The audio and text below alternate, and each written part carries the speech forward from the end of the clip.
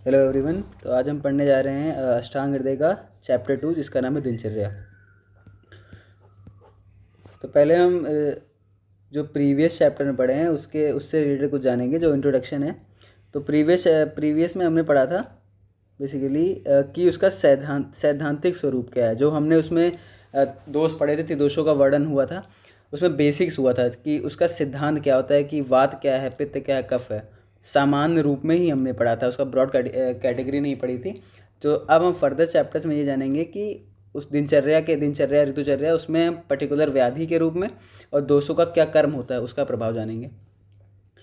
तो इस चैप्टर में हम क्या क्या पढ़ने वाले हैं। इस चैप्टर में सबसे पहले हम दिनचर्या पढ़ेंगे। तो दिनचर्या कहते हैं किसे? दिनचर्या होती है प्रतिदिन की जाने वाली चर्या, जो हमारी डेली रूटीन है वो, उसे हम दिनचर्या कहते हैं। दिनचर्या का जो चर्या वर्ड है, दिन मतलब जो प्रतिदिन यहाँ से लिया जाएगा, और चर्या दैट इज़ आचरण, जो हम कार्य करते हैं, जो हम पालन करते हैं, वो आचरण कहलाता है। उसके बाद इस चैप्टर में रात्रिचर्या भी है, लेकिन हम इस चैप्टर को हम दिनचर्या ही क्यों कहते हैं? इसलिए क्योंकि दिन में किए जाने वाले कार्य ज़्यादा हैं, तो इसीलिए इसको हम दिनचर्या से नॉमिनेट करते हैं, ना कि रात्रिचर्या से। अब हम बात करेंगे इसमें बेसिक क्या है इस चैप्टर का। तो देखिए, दोषों को प्राकृत और वैकृत करने वाले हेतु दो प्रकार से होते हैं। प्राकृत का मतलब होता है कि उसकी नॉर्मल कंडीशन, सामान्य अवस्था, सामान्य अवस्था ये होगी। तो जो दोषों को प्राकृत और वैकृत करने वाले हेतु दो प्रकार से। प्राकृत का मतलब होता है कि सामान्य अवस्था, वैकृत का मतलब होता है कि किसी भी प्रकार की उसमें क्षय हो या वृद्धि हो। वैकृत दो तरीके से हो सकता है, या तो दोष बढ़ सकता है या फिर कम हो सकता है। बढ़ेगा दैट इज वृद्धि, कम होगा दैट इज क्षय।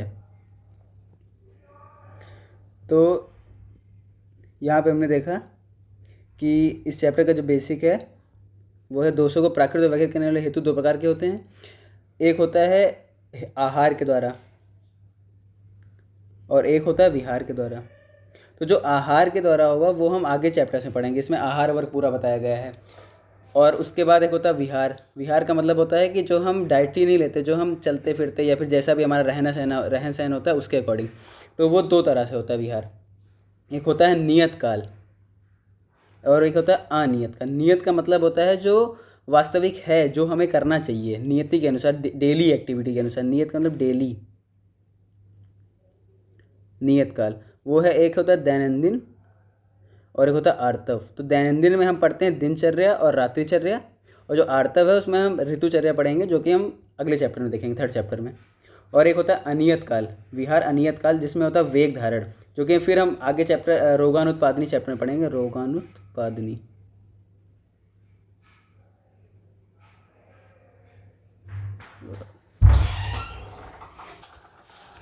तो जो कि हम अनियत काल के जो हेतु हैं, मतलब अनियत काल में जो आते हैं उसमें 5 चीज़ें आती हैं। एक होता है वेग धारण, जिसमें हम वेग जैसे कि हो गया उसका मल का वेग हो गया, मूत्र का वेग हो गया, निद्रा का वेग हो गया, श्वास का वेग हो गया, ये इस सब के बारे में पढ़ेंगे। वेग धारण मतलब कि हमें वेग को रोकते हैं। वेग उद्गीर्ण का मतलब होता है कि हम वेगों को निकाल देते हैं। जैसे मल मूत्र का वेग नहीं धारण करना चाहिए, तो जो अगर हम उसको निकाल देते हैं तो उसको बोलते हैं वेग उदीर्ण। दूसरा होगा शोधन। शोधन में आते हैं हमारे पंचकर्मा, ये अनियत काल के हैं। फिर आता है ब्रह्मण, ब्रह्मण को नरिशमेंट से ले सकते हैं। और लास्ट हो गया भूत आदि स्पर्शन, जिसमें कि हमारा जो कि ये माइक्रोबियल इन्फेक्शंस होते हैं वो।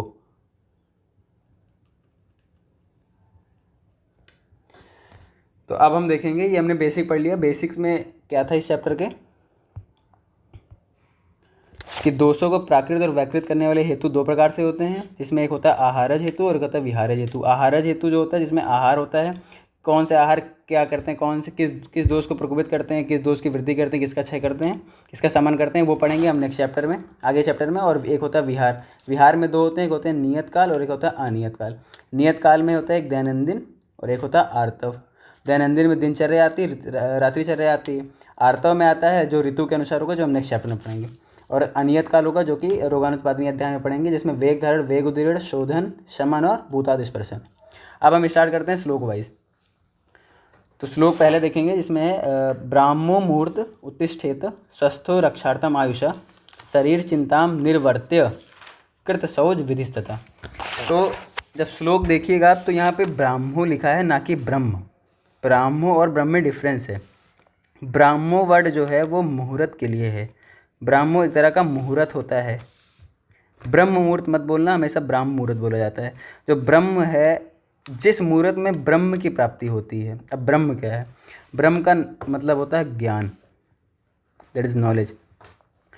तो वो मुहूर्त जो नॉलेज पर्सपेक्टिव से सबसे बेस्ट होता है, टाइम, वो होता है ब्राह्म मुहूर्त।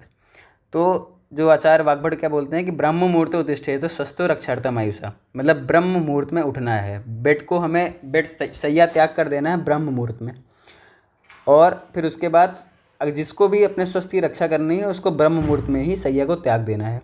अब ब्रह्म मुहूर्त कितना होता है? मुहूर्त देखेंगे तो एक मुहूर्त जो होता है उसमें होता है 45 मिनट, क्योंकि जो 22.5 मिनट है वो एक घड़ी होता है। एक घड़ी में होता है 22.5 मिनट, और एक मुहूर्त में होता है 2 घड़ी। तो 2 घड़ी यानी 45 मिनट, मतलब सूर्योदय से 2 मुहूर्त पहले उठना है अरुण दत्त के अकॉर्डिंग। ठीक है, तो ये हो गया पहली लाइन का मतलब ब्राह्मो मुहूर्त उत्तिष्ठेत स्वस्थ रक्षा आयुषा। अब उसका सेकंड लाइन क्या बोलती है? शरीर चिंताम निर्वर्त्य कृत शौच विधिस्तता। अधिकतर बुकों में क्या लिखा है कि शरीर चिंता निर्वर्त्य का मतलब है कि शरीर की चिंता करते हुए शरीर की चिंता करना है और कृत शौच से निवृत्त होना है। यहाँ पे निर्वर्त लिखा है, ना कि निवृत्त लिखा है। इस पर ध्यान देने की ज़रूरत है कि यहाँ पे निर्वृत्त लिखा है। निर्वृत्त का मतलब है कि शरीर की चिंता को आरंभ करना है। निर्वृत्त का मतलब क्या है? आरंभ करना है, आरंभ करना। शरीर की चिंता आरंभ करते हुए शौच आदि से हमें शौच आदि करना है, शौच आदि विधि का पालन करना है। तो शरीर की चिंता का मतलब क्या हुआ? आपके अंदर क्वेश्चन आ जाएगा, शरीर चिंता का मतलब क्या हुआ? शरीर चिंता का मतलब होता है कि हमारा जो पिछला भोजन था वो जीर्ण हुआ है, जो हमने पिछली रात खाया था वो जीर्ण है या अजीर्ण है। जो हमने खाया था वो पचा है कि नहीं। अगर अजीर्ण की कंडीशन है कि अभी उठ के खाना पचा नहीं है, तो हमें फिर से सोना होता है, पुनः सोना होता है, उस कंडीशन में उठना नहीं होता है। तो इसीलिए हर किसी के लिए सुबह उठना ज़रूरी नहीं है, पर्सन टू पर्सन वेरी करता है, सबको उठना ज़रूरी नहीं होता है। तो ब्राह्म मूर्ति उत्तिष्ठेत तो स्वस्थ रक्षार्थम आयुषा शरीर चिंता निर्वृत्त केशव विधिस्तता। तो ये वो आपका पहला श्लोक। दूसरा क्या है? दूसरा है अर्क निग्रोध खदिर करंज कुकुब आदिजम प्रात भुक्त्वा च मृदु अग्रम कषाय कटु तिक्तकम। आप बुक से श्लोक देख लीजिएगा, श्लोक नंबर 2 है, जिसमें बताया गया है कि हमें जो नाम दिए हैं कि अर्क दिया है, निग्रोध, खदिर और करंज, खदिर करंज और कुकुब भी दिया है, ककुब।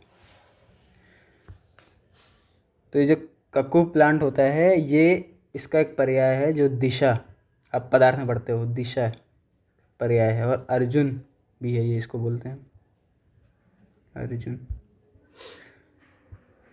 तो ठीक है, अर्क निग्रोध खदिर करंज ककुब आदिजम प्रात भुक्त्वा च मृदु अग्रम कषाय कटु तिक्तकम। ठीक है, तो हमें अब उसके बाद दंत धावन की प्रक्रिया का है। पहले हमने उठ के ब्रह्म मुहूर्त में उठना है, देन सबसे पहले आचार्य वाग्भट ने क्या बताया है? दंत धावन।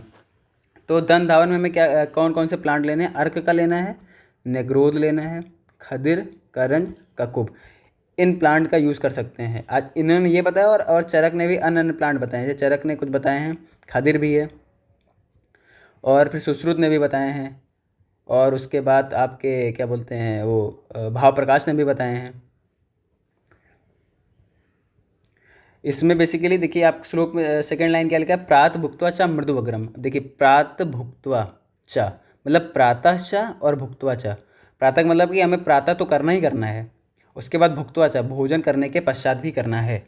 तो यहाँ पे प्रातः भी भुक्त्वा भी, उसके बाद मृदु अग्रम, आगे का पार्ट जो होना चाहिए उसका वो अग्रपाग मृदु, दैट इज सॉफ्ट होना चाहिए। आगे का पार्ट सॉफ्ट, मृदु अग्रम। और जो रस लेना है वो कषाय, कटु और तिक्त रस युक्त द्रव्य लेने हैं, जो कि ये तीनों हैं, जो कि प्लांट दिए कषाय, कटु, तिक्त हैं। लेकिन भाव प्रकाश ने और भी बताया जिसमें कि महुआ आता है, मधुक, वो मधुर रस होता है, मधुर रस।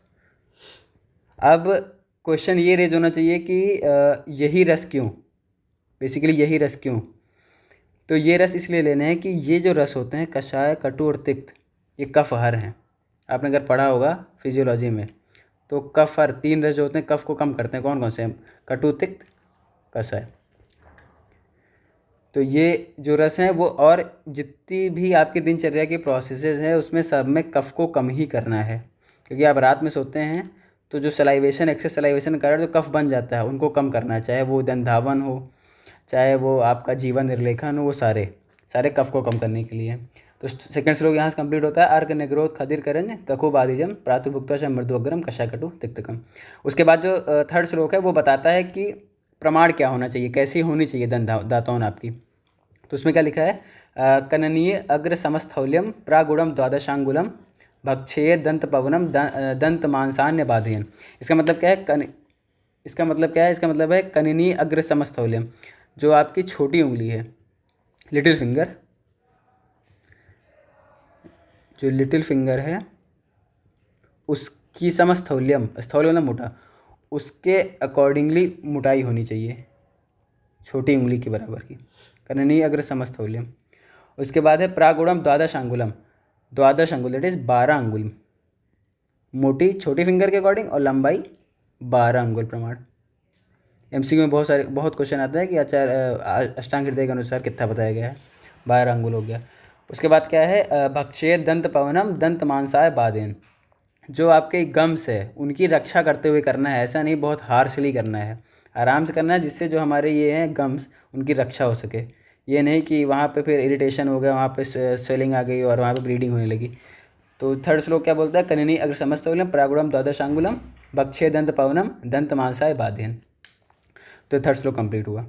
अब आते हैं फोर्थ श्लोक पे कि किसको दातौन नहीं करना है। तो यहाँ पे बेसिकली इसका मतलब होता है कि कॉन्ट्रा इंडिकेशंस, कॉन्ट्रा इंडिकेशंस कि कहाँ पे नहीं करना है। तो उसमें है न आद्य अजीर्ण वमथु श्वास काश ज्वर अर्दित तृष्णा मुखपाक हृदय नेत्र शिर और कर्ण, इनके रोग जो होते हैं इन केसेस में नहीं बताया गया है कि हमें नहीं करना है। अजीर्ण का केस हो गया, वमथु डेट इज वमन, श्वास काश ज्वर अर्दित दैट इज फेशियल पैरालिसिस।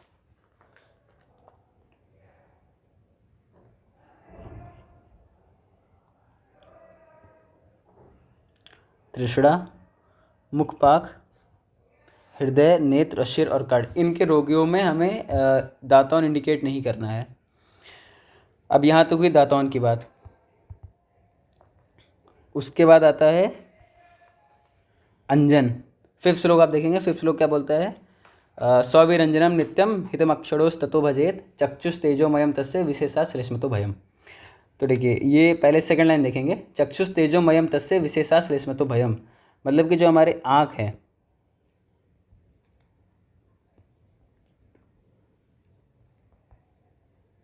उसको, वो पित्त का स्थान है, आलोचक पित्त आपने पढ़ा होगा।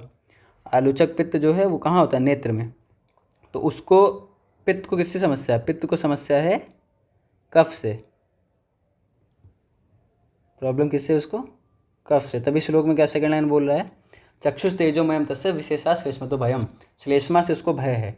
तो इसकी इसीलिए उस श्लेष्मा से भय। देखिए मैंने बताया था कि जितने भी दिनचर्या में हैं वो सब कफ को कम करते हैं, तो यहाँ पे भी हमें कफ को कम करना है आँखों में, तो उसके लिए हमें अंजन का प्रयोग बताया गया। अब अंजन 2 तरह से, सौविरंजनम नित्यम, जो सौविरंजन है ये आप सेकेंड ईयर में पढ़ेंगे कैसे प्रिपेयर होता है। सौविरंजनम नित्यम वो हमें नित्य प्रयोग में लाना है। और उसके बाद जो 6 श्लोक का फर्स्ट लाइन है उसमें लिखा है रसांजनम। तो रसांजन ये जो है ये रसांजन 6 श्लोक के, देखिए 6 श्लोक का है फर्स्ट लाइन, सप्तरात्रे अस्मात् स्तरोडात रसांजनम, मतलब कि 7 दिन में एक बार, रात्रि में 7 दिन में तो एक बार करना ही करना है, और वो भी रात्रि में करना है। अब रात्रि में करने का रीज़न ये है कि जो रसांजन होता है वो बहुत तीक्ष्ण होता है, वो ज़्यादा इरिटेशन कॉज करता है आँखों में, तो वो रात में लगाना है। अगर हम दिन में लगाएंगे तो सूर्य की रोशनी से जब उसका कांटेक्ट होगा तो और पेनफुल होगा, इसीलिए उसको रात्रि में इंडिकेट किया गया है, रात्रि में लगा के सो जाना है। तो ये हो गया आपका सौविरंजनम नित्यम। ये एमसीक्यू में आता है कि सौविरंजन प्रयोग कब है, तो सौविरंजनम नित्यम। और रसांजन जो कि तीक्ष्ण ज़्यादा, उसको सप्तरात्रे, सप्तरात्र में 7 दिन में एक बार, वो भी कब, रात में लगाना है। ये हो गया आपका श्लोक नंबर 6। श्लोक नंबर 6 जो सेकंड लाइन है, फिर उसके बाद आता है सेकंड लाइन में गंडूस के बारे में। गंडूस क्या है, असंचारी।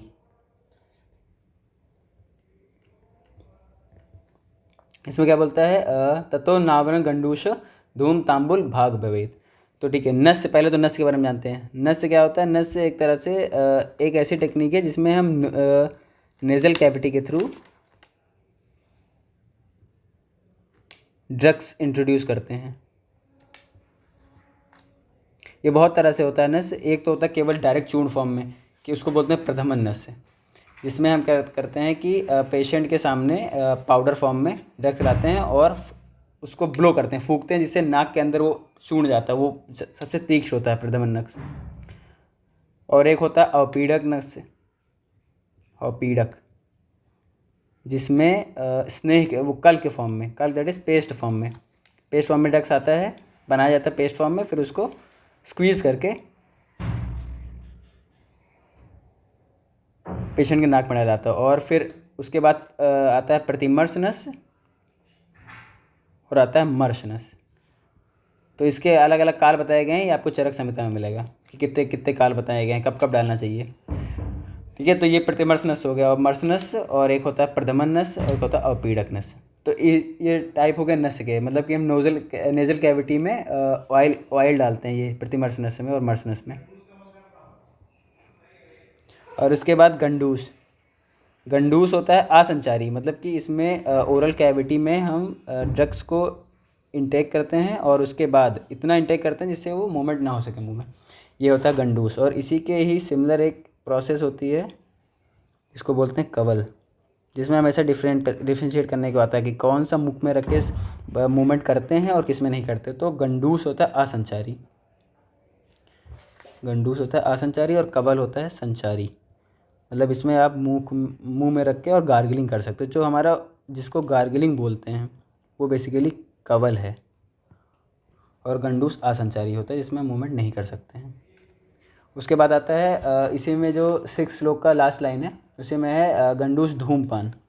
धूमपान होता है कि इसमें हम मेडिकेटेड ड्रग्स के थ्रू हम ऐसे सिलेंडर शेप में, जैसे सिगरेट होती है उस तरह बनाई जाती है, उस शेप की।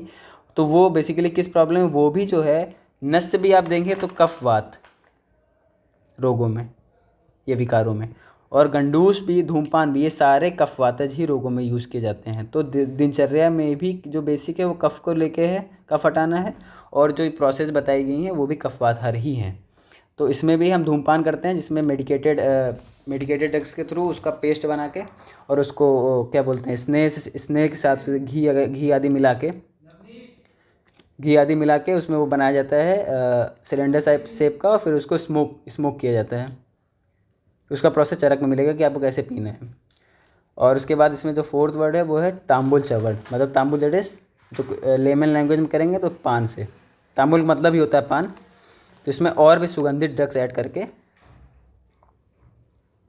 इसको भक्षण करना, चबाना होता है, जिसमें तांबुल चरवड़ होता है। तो ये हो गया आपका 6 श्लोक। अब आते हैं 7th पे।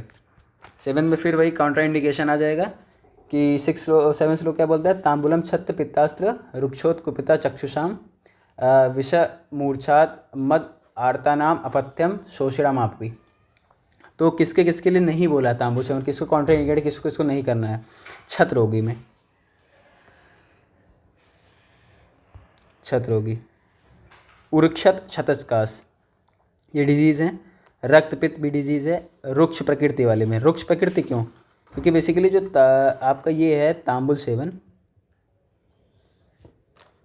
ये वात को इंक्रीज़ करेगा, इसीलिए उस प्रोसेस में नहीं कराना हमें। नेत्र अभिष्यंद में नहीं कराना है, ये भी एक डिजीज़ है।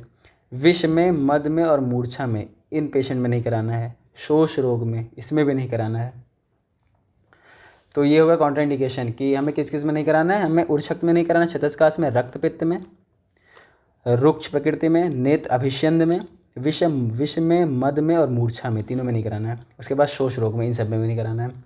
उसके बाद एड्स रोग क्या है? एड्स रोग आता है अभ्यंग के बारे में। अभ्यंग, ये बहुत इंपॉर्टेंट टॉपिक है। अभ्यंग, अभ्यंग हो गया, दातौन हो गया और अंजन हो गया। ये अष्टांग हृदय में बहुत पूछे गए क्वेश्चन है। तो अभ्यंग का श्लोक क्या है? अभ्यंग श्लोक बोलता है 8 नंबर श्लोक, अभ्यंगम आचर्य नित्यम सा जराश्रम वातः दुष्टि प्रसाद पुष्टायु स्वप्न त्वक आढ्यकृत। ठीक है, तो इसमें श्लोक में क्या बोलते हैं? अभ्यंगम आचर्य नित्यम, मतलब डेली हमें करना है। आचरण मतलब करना है, पालन, डेली अभ्यंग का। उसके बाद अभ्यंग आचर्य नित्यम तो हमें डेली करना है, तो बता दिया। उसके बाद क्या क्या करता है? जरा, दैट इज एजिंग, श्रम, थकावट को दूर करता है, वातहर, तो ये तीनों का हर है, जरा, श्रम और वातहर। ये अभ्यंग के वो लाभ हैं। उसके बाद दृष्टि प्रसाद मतलब आँखों को कोमल बनाता है, आँखों को भी, या विज़न बोल सकते हैं, विज़न अच्छा करता है। फिर पुष्ट आयु, दैट इज़ आपकी हेल्थ, ओवरऑल हेल्थ ले सकते हैं, या फिर लाइफ। सब अच्छी प्रकार से नींद आएगी। और त्वक आढ्यकृत मतलब कि जो आपका शरीर है उसको दृढ़ करता है, बल करता है, बली करता है शरीर को दृढ़। ये हो गया। तो ये श्लोक आपको तो याद ही करना है। अभ्यंग का श्लोक नंबर 8 मस्ट है, लर्न होना ही होना है। तो अभ्यंगम आचर्य नित्यम साजरासम व्यातः दुष्टि प्रसाद पुष्टायु स्वप्न त्वक आढ्यकृत। ठीक है, तो ये हो गया। उसके बाद है जो इसका 9 श्लोक है। 9 श्लोक क्या बोलता है? शिरा श्रवण पादेशु तम विशेषेण शीलयेत वर्जो अभ्यंगम कफग्रस्त कृत संशुद्ध अजीर्ण भी। ठीक है, तो जो विशेष स्थान है कफ के, वैसे तो गात्र अभ्यंग होता ही है। अभ्यंग बहुत सारे टाइप होता है। एक होता है गात्र अभ्यंग जो कि फुल बॉडी मसाज जिसको बोलते हैं, होता है गात्र अभ्यंग। फिर होता है शिरो अभ्यंग, पाद अभ्यंग। ठीक है, तो इस तरह के बहुत सारे अभ्यंग होते हैं। गात्र अभ्यंग, शिरो अभ्यंग, पाद अभ्यंग, ये मेन है। अब देखिए श्लोक में क्या बोला है? श्लोक में बोला है शिरा श्रवण पादेशु तम विशेषण शीलियत, सिर पे। ठीक है, तो सिर पे जो शिरो अभ्यंग हो गया वो बहुत विशेष स्थान बोला गया अभ्यंग का, सिर अभ्यंग। और उसके बाद है श्रवण, दैट इज कानों में श्रवण। और उसके बाद क्या है? पाद अभ्यंग। ये जो तीन संहिताएं बताए गए हैं, कौन कौन से? शिरो अभ्यंग, पाद अभ्यंग और श्रवण। ये विशेष स्थान है। एमसीक्यू में पूछ सकता है कौन से 3 विशेष बताए गए हैं? शिरा श्रवण पादेशु तम विशेषशीलित। और उसके बाद जो इसकी सेकंड लाइन है वो क्या बोलते हैं? ये वर्जो अभ्यंगम। वर्जो का मतलब कि नहीं करना है, कॉन्ट्राइंडिकेशन, वर्जित है उनमें। किसमें? कफग्रस्त कृत संशुद्ध अजीर्ण भी। जो कफग्रस्त हैं, जिनमें बहुत ज़्यादा कफग्रस्त हैं, कफ ज़्यादा अधिक हो गया उनमें, और जिन्होंने संशुद्धि कराई, जिन्होंने अगर वमन विरेचन कराया, वमन विरेचन कराने के बाद हमारी बॉडी का बल जब तक संसर्जन कर्म अच्छे से नहीं हो जाता तब तक कम हो रहता है। तो इसीलिए उस समय अभ्यंग नहीं इंडिकेटेड है, उस समय अभ्यंग हमें नहीं कराना है। और अजीर्ण रोगी में, अजीर्ण जैसे कि आपका खाना अगर डाइजेस्ट नहीं हुआ है, प्रॉपर लक्षण नहीं आया कि हमारा भोजन पक गया, तो हमें उस दिन तो करना ही करना नहीं है। बाद में जब जीर्ण कंडीशन वापस आ जाए तो आप कर सकते हैं। तो अजीर्ण रोगी में तो उस दिन करना नहीं है। और संशुद्धि जिसकी हुई, वमन विरेचन जिसने कराया हो, उसको भी नहीं कराना है। उसका रीज़न यही होता है कि वमन विरेचन कराने के बाद जो बॉडी का बल होता है वो कम हो जाता है। प्रधान कर्म होने के बाद जैसे 3 कर्म होते हैं, एक होता है पूर्व कर्म, एक होता है प्रधान कर्म, और एक होता है पश्चात कर्म। तो जो पूर्व कर्म होता है उसमें स्नेहन स्वेदन होता है। प्रधान कर्म में दैट इज मेन वमन और विरेचन। और पश्चात कर्म में होता है हमारा संसर्जन कर्म, जिसमें हम पथ्य फॉलो कराकर पेशेंट की अग्नि को फिर से बैलेंस करते हैं, जिससे उसका बल फिर से वो रीगेन कर सके, अपनी बॉडी की एनर्जी फिर से रीगेन कर सके। तो उस समय जब बॉडी का बल कम है तो उस समय हम अभ्यंग नहीं कराते हैं। तो ये हो गया 9 श्लोक, 8 श्लोक, नहीं 9th। इसमें बोला गया शिरा श्रवण पादेशु तम विशेषेण शीलयेत वर्जो अभ्यंग कपग्रस्त कृत संशुद्ध अजीर्ण भी। तो इसमें 3 विशेष स्थान बताए गए हैं, सिर, श्रवण और पाद, और उसके बाद कॉन्ट्रा इंडिकेशन बताया गया है अभ्यंग का। अब आइए उसके बाद जो 10th श्लोक है वो भी बहुत इंपॉर्टेंट श्लोक है। लाघवम कर्म सामर्थ्यम, व्यायाम का वर्णन है यहाँ पे। व्यायाम ये बहुत ज़्यादा इंपॉर्टेंट है, ये भी याद करना है श्लोक, क्योंकि ये अकेले 5 नंबर में पूछा जाता है और ये MCQ में पूछा जाता है। ठीक है, लाघवम कर्म सामर्थ्यम। अब आप जब चरक देखेंगे तो चरक में ये दिनचर्या में इंक्लूड नहीं है, चरक ने इसे दिनचर्या में नहीं माना है। चरक ने इसका वर्णन किया है रोगानुत्पादनी में,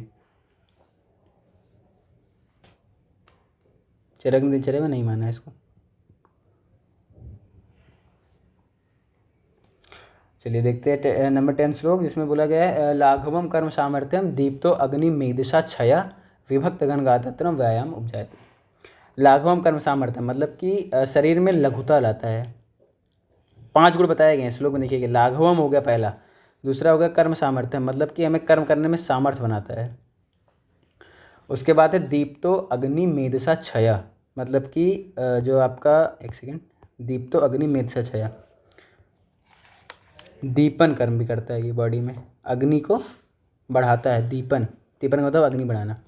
उसके बाद है दीप्तो अग्नि, अग्नि को बढ़ा दीपन कर दिया। मेधसा छया, मेद का क्षय, मेद का मतलब आप ले सकते हैं एडिपोज टिश्यू, दैट इज ये फैट से भी ले सकते हैं, उसको कम करता है। उसके बाद सेकेंड लाइन क्या बोलते हैं, विभक्त घन गात्रत्वम व्यायाम उपजायते। जो शरीर का अंग होता है वो दृढ़ होता है, इससे आपके शरीर के अंग विभक्त मतलब कि जो अलग अलग अंग हैं, अंग विभक्त हैं, वो पृथक पृथक उपचित एवं दृढ़ हो जाते हैं। तो ये जो श्लोक है ये बेसिकली व्यायाम का श्लोक नहीं, व्यायाम क्या है उसका श्लोक नहीं बता रहा है, ये बता रहा है व्यायाम के लाभ। तो ये 2 तरह से क्वेश्चन पूछा था, व्यायाम के लाभ में भी आपको ये श्लोक डालना है, और अगर व्यायाम पूछा जाएगा तब भी ये श्लोक डालना है। और आप चरक देखेंगे तो चरक में व्यायाम की पर्टिकुलर डेफिनेशन दी गई कि व्यायाम क्या होता है, जिसमें वो शरीर चेष्टा, यश चेष्टा, स्थैर्यम, बलवर्धनी, वो श्लोक है। तो ये जो 10th श्लोक है इसमें व्यायाम के लाभ है और व्यायाम के साथ में डेफिनेशन भी है कि लाघवम कर्म सामर्थ्यम दीप्तो अग्नि मेधसा छया विभक्त घन गात्रत्वम व्यायाम उपजायते। ठीक है, अब हम बताते हैं इसमें कॉमन रूल क्या है व्यायाम का। तो व्यायाम जो है वो हमेशा अर्ध शक्ति करना है, अपनी शक्ति से आधा, ये नहीं कि एक्सेस कभी नहीं करना है। और इष्ट चेष्टाएँ वही व्यायाम में वही एक्टिविटी करनी है, वही एक्सरसाइज करनी है जो उपयुक्त हों। ये नहीं कि किसी भी तरह की एक्टिविटी करने लगे व्यायाम में, किसी भी तरह से हाथ नहीं मोड़ने, किसी तरह पैर नहीं मोड़ने, जो चेष्टाएँ वही, विकृत नहीं करना है, हमेशा वही चेष्टा करनी है जो बताई गई हैं। अब इष्ट चेष्टाएँ क्या होती हैं, उसके अंतर्गत आता है भ्रमण, जैसे चलना हो गया, ये भी एक व्यायाम है, खेलना भी व्यायाम है, दौड़ना भी एक व्यायाम है, दंड बैठक भी एक व्यायाम है, हाथ पैरों की नियमित गति मतलब एक डायरेक्शनल मूवमेंट होना चाहिए उनका, अप एंड डाउन। जैसे कि आपने कर्म के 5 तरह के पढ़े होंगे, उत्क्षेपण, अवक्षेपण, प्रसारण, अकुंचन और गमन। तो इसी तरह का मूवमेंट होना चाहिए आपके हाथों पैरों का, तब तो वो हुआ व्यायाम। किसी अन्य तरह का वो व्यायाम में नहीं आएगा। या फिर आसन और प्राणायाम, तो अर्धशक्ति करना है हमें पहली बात तो। उसके बाद इष्ट चेष्टाएँ ही करनी है, वो ही चेष्टाएँ करनी है जो उपयुक्त हैं, ये विकृत चेष्टाएँ नहीं करनी है। जिसमें इस चेष्टाओं में क्या है, भ्रमण हो गया, खेलना हो गया, दौड़ना हो गया, दंड बैठक हो गया, हाथ पैर की नियमित गति हो गई। जिसमें आप 5 जो कर्म बताए हैं किसके अकॉर्डिंग था, वो न्याय के अकॉर्डिंग था शायद, न्याय वैशेषिक के अकॉर्डिंग था कर्म बताए गए थे। और आसन और प्राणायाम ये, और जो व्यायाम में बताया गया है, जैसे कि अगर कोई बंदा है जो ज़्यादा फिजिकल एक्टिविटी करता है, बहुत ज़्यादा फिजिकल एक्टिविटी उसका जॉब है, फिजिकल फील्ड पे ज़्यादा काम करता है, तो वो जो काम करता है वो व्यायाम नहीं होगा। It does not include work for livelihood, मतलब कि जो आप आजीविका के लिए काम करते हो, अगर आप कोई लेबर वर्क है, मान लीजिए आप कोई माइनिंग में काम कर रहे हो या फिर कंस्ट्रक्शन में काम कर रहे हो, तो वो इंक्लूड नहीं होगा व्यायाम में। उसके अगर वो कर भी रहा है बंदा, अगर कोई ज़्यादा फिजिकल एक्टिविटी कर रहा है, तो उसके लिए व्यायाम में इंडिकेट क्या है कि प्रातः काल करना है, अल्प करना है। अगर किसी का फिजिकल वर्क भी है इतना, अगर उसको लग रहा है कि मैं फिजिकल वर्क ज़्यादा कर रहा हूँ तो मुझे व्यायाम करने की नीड नहीं है, लेकिन फिर भी उसको व्यायाम करने की नीड है, तो कब नीड है, कितना करना है, प्रातःकाल करना है और अल्प मात्रा में ही करना है। उसको अन्यों की अपेक्षा कम होगा, लेकिन फिर भी उसको करना है, क्योंकि जो हम फिजिकल एक्टिविटी करते हैं हम खेलने की बात नहीं कर रहे हैं, फिजिकल एक्टिविटी जैसे कोई कंस्ट्रक्शन में काम कर रहा है तो उसको जो व्यायाम करना है वो कम करना है, क्योंकि जो वो फिजिकल एक्टिविटी कर रहा होगा उसमें रेगुलर मूवमेंट नहीं होगा, उसमें कोई प्रॉपर नहीं होगा कि उसे करना है, वो तो खाली अपने लाइवलीहुड के लिए ही कर रहा है। तो उसको खाली प्रातःकाल और अल्प मात्रा में करना है। अगर कोई मानसिक श्रम कर रहा है जिसमें ज़्यादा उसको फिजिकल एक्टिविटी नहीं है तो उसके लिए अर्धशक्ति ही व्यायाम है, डेली है, अर्धशक्ति है। इन कम तो जो मानसिक श्रम है वो हमें, अगर कोई मानसिक श्रम कर रहा है तो उसको व्यायाम जो है अर्धशक्ति करना है, अपनी शक्ति के आधा, लेकिन डेली करना है। और जो शीतकाल है वो बेस्ट ऋतु मानी जाती है व्यायाम के लिए, हेमंत और शिशिर। करना तो हमेशा अर्धशक्ति ही है और डेली ही करना है, बस वही उसमें है एक एक्सेप्शन केस, जो कि एक फिजिकल वर्कर वाला है, ज़्यादा फिजिकल एक्सरसाइज करते हैं, और एक मानसिक वाला है। और ग्रीष्म ऋतु में या शरद में कम, अल्प से भी कम, अर्धशक्ति से भी कम करना है। ग्रीष्म ऋतु में अर्धशक्ति से भी कम, ग्रीष्म और शरद। ठीक है। तो जो ये व्यायाम का मैंने आपको बताया कि कैसे करना है, कॉमन रूल, एक अर्धशक्ति करना है और वही चेष्टाएं करनी है जो इष्ट हैं, जो उपयुक्त हैं, जैसे भ्रमण, खेलना, दौड़ना आदि। और आसन प्राणायाम भी इसमें इंक्लूड हो सकता है। और इसमें वो जो कोई फिजिकल एक्टिविटी कर रहा है अपनी आजीविका के लिए वो इंक्लूड नहीं करना है। अगर वो कर रहा है बंदा फिजिकल एक्टिविटी अपनी आजीविका के लिए तो उसको प्रातःकाल करना है, लेकिन अल्प करना है, अर्धशक्ति से भी अल्प रहेगा। मानसिक श्रम वाले को तो डेली अर्धशक्ति करना ही करना है, और शीतकाल में करना है, हेमंत शिशिर ऋतु में सबसे बेस्ट होता है अर्धशक्ति, और ग्रीष्म में उससे भी कम। तो दो ही समय सबसे कम करना है, एक तो अगर कोई फिजिकल वर्क कर रहा है तब, और एक ग्रीष्म ऋतु में अर्धशक्ति से भी कम, वरना हमेशा अर्धशक्ति करना है। अब आते हैं 11वें श्लोक पे, जो कि है कॉन्ट्राइंडिकेशन और इंडिकेशन, कब करना है और कब नहीं करना है। तो पहले देखें कॉन्ट्राइंडिकेशन किस में नहीं करना है। तो वात पित्त रोगी में नहीं करना है हमें, और एक बालक में, बालक 16 वर्ष तक बताया गया है इस बालक, और एक वृद्ध में that is more than 60 age जिसकी हो उसको नहीं करना है, और अजीर्ण केस में। तो ये 4 केस जो बताए गए यहाँ हमें नहीं करना है, वात पित्त रोगी, बालक, वृद्ध और अजीर्ण केस बेसिकली हर कहीं आपको मिल जाएगा कि इसमें दातौन भी नहीं था, इसमें क्या बोलते हैं आपका धूमपान भी नहीं है, उस सब केसेस में नहीं करना है, न कि ब्रह्म मुहूर्त में उठना भी।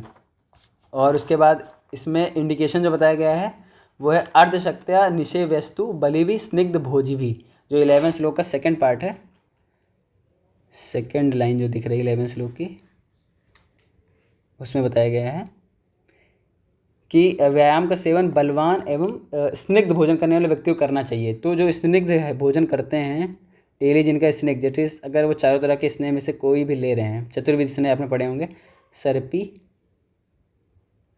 तैल, वसा और मज्जा, अगर ये रेगुलर बेसिस पे कोई खा रहा है, जो कि आजकल खाता नहीं है, अगर रेगुलर बेसिस पे कोई खा रहा है, वो भी प्योर हो, अगर गोघृत हो गया, तिल तेल हो गया, ये सब अगर खा रहा है तो उसको तो व्यायाम करना ही करना है, उसके लिए इंडिकेटेड है ही। तो किसको करना है, अर्ध, जो second line, first line second line अर्धशक्ति, आधा अपनी शक्ति के अनुसार, आधी शक्ति के अनुसार, और बलवान व्यक्ति को, स्निग्ध भोजन करने वाले व्यक्ति को करना ही चाहिए। और शीतकाल और वसंत में करना है, शीतकाले वसंते चा मंदमेव ततो अन्यदा, और आधी शक्ति करना है। तो वही जो मैंने पहले बताया वही बात यहाँ पे रिपीट हो रही है। अर्धशक्त्या निषेव्यस्तु बलिभी स्निग्ध भोजिभी, शीतकाले 11 श्लोक का जो लास्ट लाइन है वो अर्धशक्त्या निषेव्यस्तु बलिभी स्निग्ध भोजिभी। और उसके बाद है जो 12 श्लोक का पहली लाइन, शीतकाले वसंते चा मंदम एव ततो अन्यदा, शीतकाल में और वसंत काल में करना है अर्धशक्ति के अनुसार, और ग्रीष्म, वर्षा, शरद, इसमें जो इन ऋतुओं में अर्धशक्ति के अनुसार करना है। किसमें, ग्रीष्म में, वर्षा में भी, और शरद में अर्धशक्ति हाफ। ठीक है। तो आते हैं अगला 12 श्लोक का फर्स्ट लाइन, सेकंड लाइन, तम कृत्वा अनुसुखम देहम मर्दयेत समन्तता, मतलब व्यायाम करने के बाद, हालांकि हमने अभ्यंग पहले कर लिया है, लेकिन व्यायाम करने के बाद भी शरीर का मर्दन करना है, थोड़ा कम। अभ्यंग तो एक पूरी प्रोसेस हो गई, लेकिन हल्के हल्के हाथों से शरीर का मर्दन करना है व्यायाम के बाद, सुखपूर्वक करना है, ये नहीं कि फिर से हो गया अभ्यंग करना, सुखपूर्वक मर्दन। तो ये 12 श्लोक कंप्लीट हुआ, जिसमें था शीतकाले वसंते च मंदमेव ततोऽन्यथा तम कृत्वा अनुसुखम देहम मर्दते समन्ततः। अब उसके बाद आया कि अति मात्रा में व्यायाम करने से रोग। 13 श्लोक देखेंगे अति मात्रा में। उसमें क्या बोलता है, तृष्णा क्षय प्रथमको रक्तपित्तम श्रमाक्लमा अति व्यायाम अताकाशो ज्वरस्य छर्दी से जायते। अति मात्रा में व्यायाम करने से क्या है, तृष्णा, क्षय, बहुत व्यायाम करेंगे तो क्षय रोग हो सकता है। प्रथमक श्वास, एक तरह का श्वास डिसऑर्डर है श्वास का। रक्त पित्त, श्रम, क्लम, काश, ज्वर और छर्दी, ये सारे कॉन्ट्राइंडिकेशन, इन सारे केसेस में हमें नहीं करना है व्यायाम। तो ये है, अगर एक्सेस करेंगे तो ये रोग होगा, एक्सेस करेंगे तो अति मात्रा में व्यायाम। ये एमसीक्यू में आता है और रिटर्न में भी आता है कि व्यायाम के डेफिनेशन बताइए, व्यायाम का लाभ बताते हुए अति मात्रा में व्यायाम से होने वाले रोग या लक्षण बताइए। तो ये हो गया आपको 13 श्लोक। इसमें बताया गया है कि हमें अति मात्रा में व्यायाम करेंगे तो क्या क्या हो जाएगा। तृष्णा क्षय प्रथमको रक्तपित्तम श्रमाक्लमा अति व्यायाम अताकाशो ज्वर सर्दी से जायते। 14 श्लोक में है कि व्यायाम के संबंध में उपमा दी गई है, उसको रिलेट किया गया है। ये क्या बोलता है कि व्यायाम जागरण अध्वस स्त्री हास्य भाष्यादि साहसम गज सिंह इव कर्षण भजन्यति विनश्यति। कि व्यायाम हो गया, व्यायाम हो गया। उसके बाद है व्यायाम, और एक है रात्रि जागरण। व्यायाम, रात्रि जागरण, स्त्री संग, दैट इज मैथुन कर्म, स्त्री संग,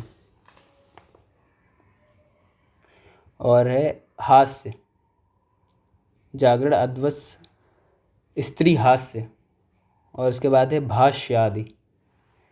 तो ये व्यायाम हो गया, रात्रि जागरण हो गया, स्त्री संग हो गया, हास्य हो गया, भाष्य। अगर ये सारे साहसिक कार्य जो हैं, बल से अधिक, नॉर्मल ठीक कभी कभी हो गए ठीक, लेकिन अगर बहुत ज़्यादा केसेस में हो गए, बहुत ज़्यादा एक्सेस हो गए, तो ये उसी तरह इंसान को नष्ट कर देता है जिस प्रकार शेर अपने से अधिक बलवान हाथी को खींचता है, वो नष्ट हो जाता है। तो ये एक रिलेट किया गया है, रिलेट करके बताया गया है कि जैसे शेर अगर हाथी को खींचेगा तो वो नष्ट हो जाएगा, क्योंकि शेर और हाथी में अगर बल देखा जाए तो हाथी का ज़्यादा है।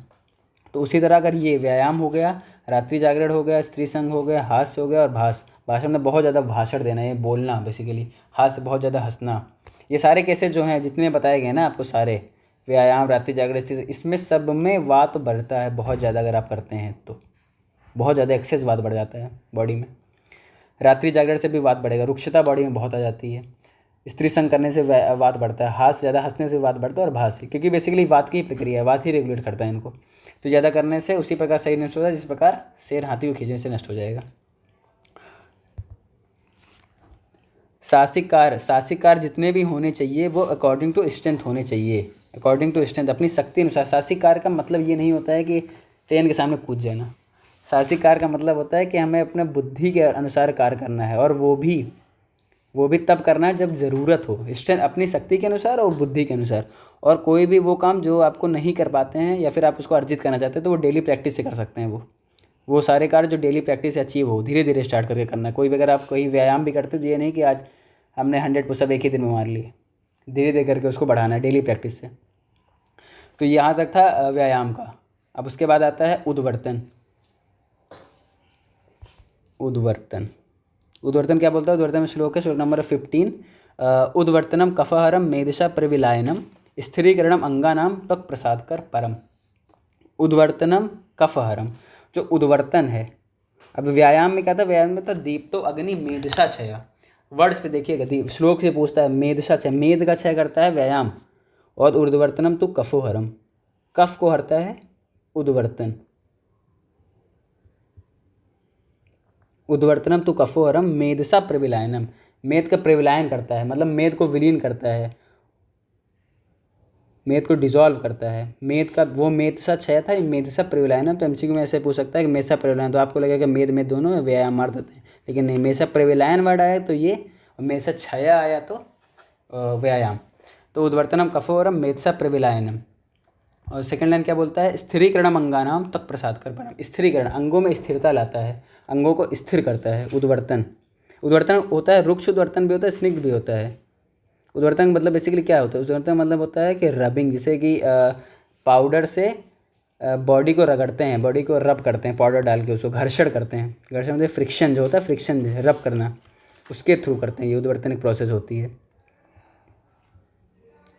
तो उद्वर्तन से क्या होता है, उद्वर्तन के तो पहले तो लाभ बताया गया है, उद्वर्तनम तो कफोहरम मेधसा प्रविलायनम, और सेकंड लाइन बोला स्थिरीकरणम अंगानाम त्वक प्रसाद कर परम, स्थिरीकरण अंगों को स्थिरता देता है, स्थिरता अंगानाम, स्थिरीकरणम अंगानाम त्वक प्रसाद कर परम, और त्वक मतलब तुम्हारी त्वचा, त्वचा को प्रसाद बनाता है, मतलब कि अच्छा, कोमल।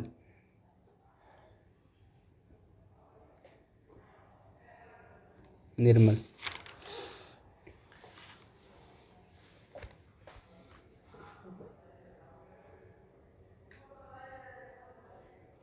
तो ये हो गया उद्वर्तन का। उद्वर्तनम तो कफोहरम मेत्सा प्रविलायनम स्थिरीकरणम अंगानाम तो प्रसाद कर परम। अब आते हैं उसके बाद ये, हाँ, स्नान। स्नान बहुत इंपॉर्टेंट टॉपिक है कि स्नान से सबसे ज़्यादा जो ये फर्स्ट लाइन है इसमें ये है वृश्यम आयुषम, ये वर्ड देके बहुत पूछा जाता है क्वेश्चंस में कि ये किसके लिए बोला गया है, वृश्यम आयुषम, वृश्यम आयुषम।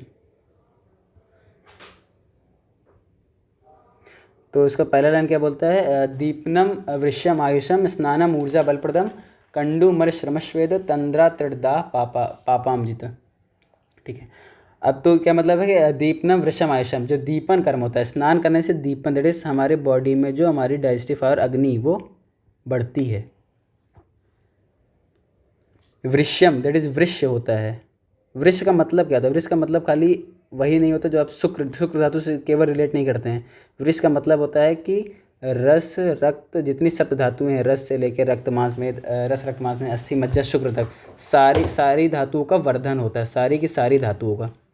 अगर सारी धातुएं अपने प्रमाण में बनेंगी तो ऑब्वियस सी बात है, रस अच्छा बनेगा तो रक्त अच्छा बनेगा, रक्त तो मांस तो अस्थि मज्जा शुक्र, तो शुक्र पे सबसे अच्छा बनता है, मतलब कि शुक्र तो अच्छा बनता ही है और साथ में सारी धातुएं अच्छी बनती हैं। तो वृष का मतलब ये होगा कि सारी धातुओं का अच्छे से वो प्रीडन करता है, अच्छे से सारी धातुओं का फॉर्मेशन होता है। तो ये हो गया दीपनम वृश्यम आयुषम। आयु को आयुवर्धक भी होता है, स्नान डेली स्नान करना आयुवर्धक माना गया है, आयुवर्धक। तो दीपनम वृश्यम आयुषम स्नानम ऊर्जा बलप्रदम, स्नान करने से ऊर्जा बढ़ती है, ऊर्जा बढ़ाने वाला होता है, बलप्रदम बलदायक होता है। और उसके बाद है कंडु मर श्रमस्वेद तंद्रा त्रिदाह पापामजित। कंडु दैट इज मल, कंडु बेसिकली कंडु का मतलब होता है, एक सेकंड बताता हूँ, कंडु का मतलब होता है जो भी खुजली होती है, इचिंग। ये भी कफ दोष के कारण होती है। तो यहाँ भी देखिए कफ दोष का रिलेट आ गया दिनचर्या में। तो कंडु जो होते कफ दोष के कारण है, कफज व्याधि है। तो कंडु को भी साफ, कंडु को खुजली से राहत, मल, और जो मल है आपके शरीर पे, मल का मतलब मूत्र ही नहीं होता है, ना ही मल जो आप पुरीश लेते हैं, विभिन्न तरह के जो हमारे ये क्या बोलते हैं स्वेट होता है, उसको भी। श्रम दैट इज़ थकावट को दूर करता है। उसके बाद श्वेत दैट इज स्वेटिंग। तंद्रा ड्राउजीनेस, थकान को भी ले सकते हैं, तंद्रा तृष्णा, दाह बर्निंग सेंसेशन जो होती है, और पाप, इन सबको दूर करता है। तो दीपनम वृश्यम आयुषम स्नानम ऊर्जा बलप्रदम कंडुमर श्रमस्वेद तंद्रा त्रिदा पापामजित। अब जो स्नान का साइंटिफिक जो एक्सप्लेनेशन वो कैसे है कि कैसे ये दीपन बढ़ाता है। अब लिख तो दिया आचार्य ने दीपन, अब कैसे अग्नि बढ़ाएगा, रिलेट कैसे करेंगे हम इसको। तो इसके लिए देखिए प्रोसेस है कि जैसे कि जो वो होते हैं हमारे बॉडी में ये रोमकूप, जैसे रोमकूप का मतलब होता है कि जो पोर्स होते हैं हमारे स्किन पे, स्किन पोर्स। अब स्किन पोर है, अब स्किन पोर से जो अग्नि जेट इज हीट बाहर निकल रही है, अग्नि बाहर निकल रही है, तो जब आप स्नान करेंगे तो अग्नि रिवर्स बैक होके अंदर को जाएगी। तो स्नान हमने किया तो ये अग्नि जो बाहर आ रही थी वो अग्नि अंदर चली गई। अब अग्नि अंदर गई तो अंदर डाइजेस्टिव फायर जो अग्नि है अंदर जाएगी, अगर अंदर अंतर्गमन करेगी तो पाचन और अच्छे से होगा, दीपन होगा, मतलब कि अग्नि अंदर चली गई तो अग्नि अंदर बढ़ गई, अब आप कुछ भी खाएंगे तो डाइजेशन अच्छा होगा। तो इसीलिए वो दीपन बोला गया है कि वो दीपन कर्म करती है स्नान, क्योंकि स्नान अग्नि बढ़ा देता है, अग्नि का संरक्षण करता है। तो स्नान तो मतलब कि ये अरुणदत्त का कॉन्सेप्ट है। अरुणदत्त के अनुसार अरुणदत्त क्या बोलते हैं कि आप जब त्वचा में जो स्थित रोमकूप है जो वो उससे अग्नि बाहर निकलती रहती है, स्नान कारण वह अवरुद्ध होकर अंतःगमन कर लेती है, अग्नि अंदर की ओर आ जाती है, जिससे अग्नि प्रदीप्त हो जाती है। तो यहाँ पे अग्नि प्रदीप्त, तो ये कॉन्सेप्ट हुआ। इसी ऐसे ही आपको इंडिकेट करना है। क्यों, कब कोई पेशेंट आए उसकी अग्नि अच्छी नहीं हो तो आप ये देखेंगे, हिस्ट्री लेंगे तो पता चलेगा वो नहाता ही नहीं है, तो आप उसको इंडिकेट करना है कि आप स्नान करो, नहाना स्टार्ट करो, जिससे अग्नि दीपन हो। तो ये हो गया।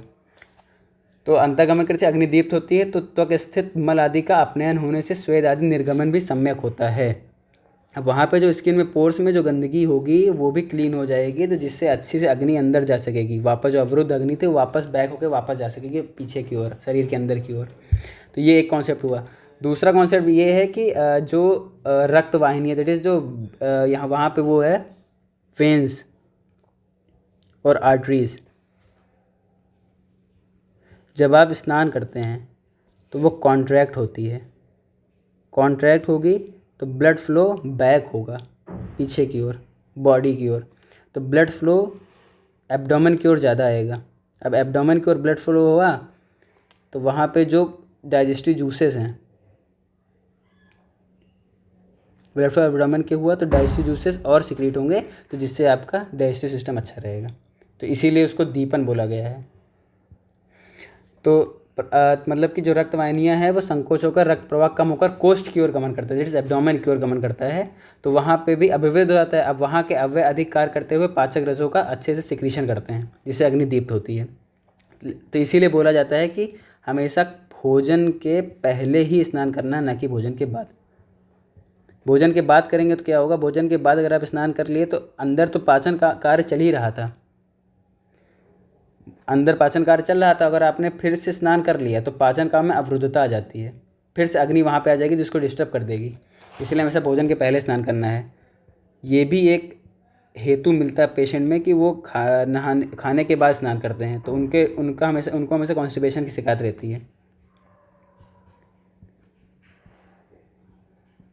तो भोजन के बाद कभी स्नान नहीं किया, हमेशा भोजन के पहले करना है। तो ये हुआ साइंटिफिक अप्रोच कि हम स्नान को कैसे समझें। तो इसीलिए जो दीपन वर्ड आ गया उसका इतना मतलब जानने के लिए इतना समझना पड़ता है कि कैसे होगा कि दीपन, क्योंकि वो स्किन में पोर्स रहेंगे, तो हम जो स्नान करेंगे तो जो अग्नि बाहर निकल रही है वापस से अंदर को जाएगी तो अग्नि प्रदीप्त हो जाएगी। सेकंड कॉन्सेप्ट क्या है कि मॉडर्न के अकॉर्डिंग और देखेंगे तो जो आर्टरीज और वेन्स होती हैं वो अगर स्नान करेंगे तो वहाँ पे कॉन्ट्रैक्ट होगा तो वो एब्डोमेन की ओर आएंगे, एब्डोमेन की ओर आएंगे तो डाइजेस्टिव जूस अच्छे से सिक्रीट होगा। ये हो गया। तो इसीलिए हमें भोजन के पहले स्नान करना है, ना कि बाद में।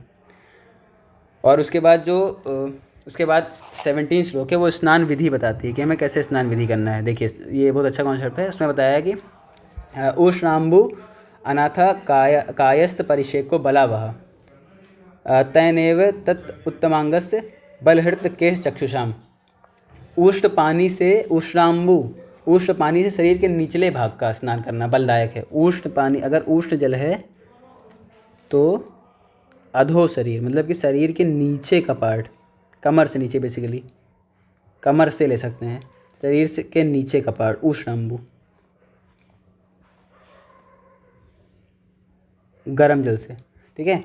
और उसके बाद है परिषेको बलावह, मतलब बल प्रोवाइड करता है उसका स्नान करने से।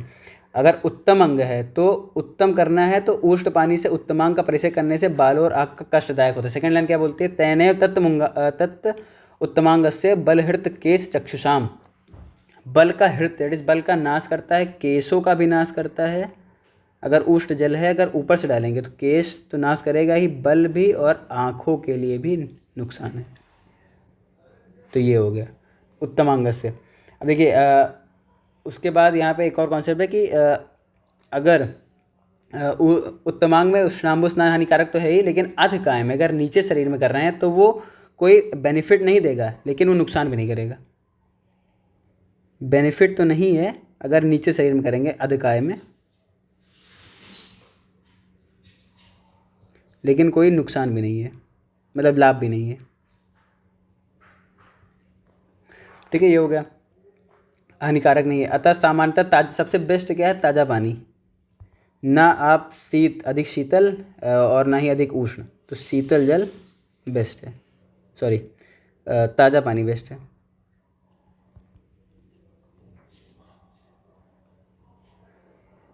सबसे बेस्ट। तो उष्ण जल से अगर स्नान करना है तो अधकाय में करना है, और ऊपर उत्तमांग में नहीं करना, क्योंकि वो केश, आँख और शरीर के बल का नाश करता है।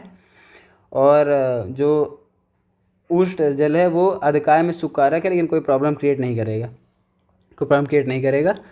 और सबसे बेस्ट होगा ताज़े पानी के स्नान, और कभी मिक्स करके नहीं स्नान करना है कि आधा गर्म मिला लिया आधा ठंडा, ऐसा नहीं। गर्म करके नहाना तो गर्म करके थोड़ा सा उसको ठंडा कर होने दो अपने आप, मिक्सिंग नहीं करनी है। और साथ में ऐसा नहीं कि नीचे से गर्म पानी से नहा लिया और ऊपर ठंडा पानी से, ये भी नहीं करना है। मतलब कि ठंडा और गर्म साथ में कभी यूज़ नहीं करना है।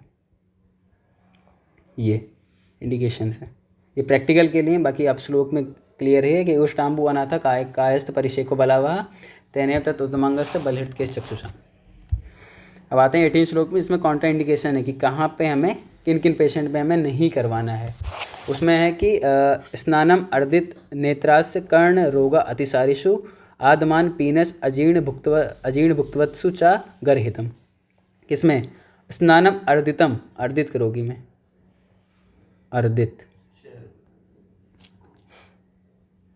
अर्दित के रोगी में, नेत्र रोगी में। आस्य का मतलब क्या है? मुख रोगी में, कर्ण के रोगी में। उसके बाद अतिसार में, आदमान में,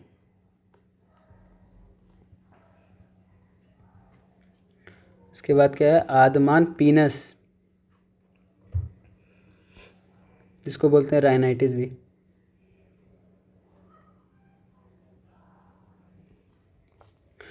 और अजीर्ण, फिर अजीर्ण आ गया। और इसके बाद अजीर्ण से ग्रस्त रोगी में तथा भोजन भुक्तवत्सु चा गर्हितम, भोजन करने के तत्काल बाद, भोजन के तत्काल बाद, कुछ समय बाद कर सकते हैं, तत्काल तुरंत नहीं करना है। तो ये कॉन्ट्रा इंडिकेशन हो गया। उसमें क्या है? स्नानम अर्दित नेत्रास्य कर्ण रोग अतिसारिषु आदमान पीनस अजीर्ण भुक्तवत्सु च गर्हितम। तो ये कॉन्ट्रा इंडिकेशन हो गए। बाकी के श्लोक हम नेक्स्ट क्लास में लेंगे आपके, तब तक के लिए धन्यवाद।